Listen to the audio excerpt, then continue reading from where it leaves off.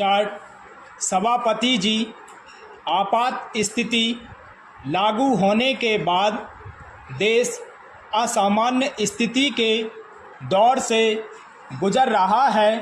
शासन में, समाज में, राजनीति में, अर्थव्यवस्था में कदम कदम पर उसी असामान्य स्थिति के दर्शन किए जा सकते हैं। मेरा अपना अनुमान ऐसा था कि इस विकट स्थिति में शायद बजट भी कुछ असामान्य ही ना हो, विशेषकर तब कि लोकसभा का जीवन 1 वर्ष के लिए बढ़ाया गया। उससे मेरे जैसे सदस्यों को यह आशंका होने लगी थी कि इस वर्ष शायद भारी टैक्स देश की जनता पर लगे, लेकिन जिस तरह का बजट पेश किया गया है, इसको अगर मैं एक शब्द में कहूँ तो यह असामान्य स्थिति में सामान्य बजट है। बहुत दिनों के बाद सरकार कुछ व्यावहारिक बनी है। कई सालों से इस बात की मांग थी कि सरकार देश की आर्थिक संतुलन बनाए रखने के लिए व्यावहारिक कदम उठाए। इस बात से तो सरकार चिंतित थी कि देश में करोड़ों रुपए का काला धन जमा हो रहा है, लेकिन उसके कारण क्या हैं, किस तरीके से भविष्य में काला धन ना बने, उसको रोका जा सके, इस बात की ओर कोई विशेष ध्यान नहीं दिया गया।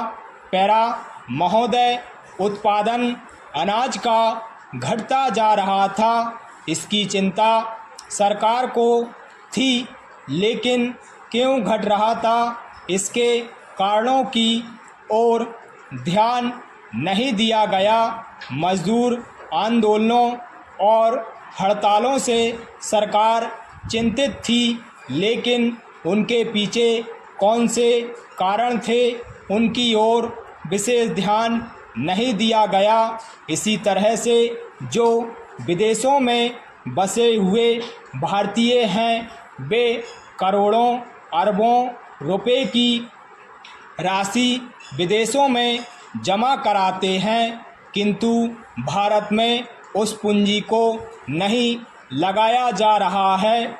शायद पहली बार इस प्रकार का बजट आया है जिसमें इस बात की व्यवस्था की गई है कि काला धन केवल निकलकर बाहर ही ना आए, बल्कि काले धन का भविष्य में निर्माण भी ना हो। इसके लिए शीघ्र कदम उठाए जाने चाहिए। मैं समझता हूँ सरकार ने इसी कारण आयकर की सीमा 77% से घटाकर 66% की, लेकिन जो देश की और दुनिया की स्थिति है उसको ध्यान में रखते हुए अगर मैं सचमुच काले धन के निर्माण पर रोक लगानी है तो संभवतः इस कदम को और पीछे